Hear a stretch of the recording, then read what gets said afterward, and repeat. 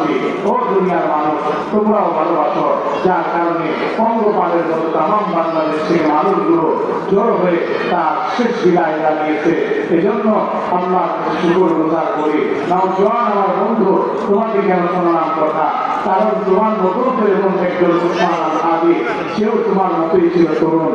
তোমার মতো তোমার থেকে হাইটে অনেক লম্বা হবে তা না, হাইট হবে তার 5 ইঞ্চি 2, আর তার এমনি করে তোমার থেকে বয়সে বেশি না, বরঞ্চ তোমার সমবয়সী। কিন্তু আমার আল্লাহ তার এই শাহাদাতকে, তার এই মৃত্যুকে এতটাই কবুল করেছেন শুধুমাত্র কেবলমাত্র সাধারণ মানুষের চোখের পানি না, তার আত্মীয় স্বজনের চোখের পানি না, বরঞ্চ আমরা দেখতে পেয়েছি যত লক্ষ মানুষ সেই ময়দানে ছিল, প্রত্যেকটা মানুষের চোখের পানি তার জন্য ঝরেছে। কেবলমাত্র সেটাই একটাই, সেটা হলো সে আল্লাহকে ভালোবাসত, সে আমার এই দেশকে ভালোবাসত বলে ঠিক কিনা? আরো শুনে বলেন ঠিক কিনা? এজন্য আমি বন্ধু তোমাদেরকে বলতে চাই, সেই কথা হলো আজ যে জমিনের বুকে তুমি আসো, উসমান আল হাদিও ছিল।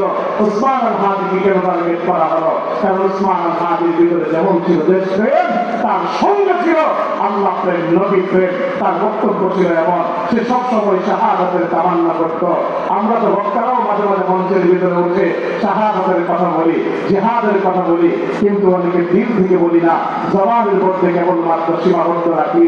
কিন্তু তার বক্তব্যগুলো যখন শুনি, নিজে আবেগে আপ্লুত হয়ে যায়। কারণ তখন হলো বারবার সে আল্লাহর কাছে শাহাদাতের তামান্না করত।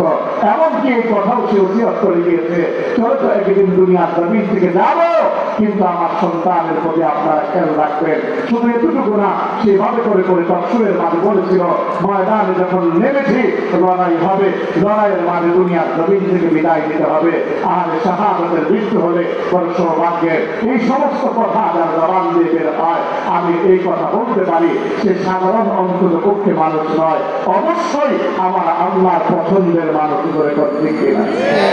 আলোচনা বলেন ঠিক কিনা? এজন্য আমার নওজোয়ান, আমার বন্ধু, আমার ভাই, আমি তোমাদেরকে বলে যাই,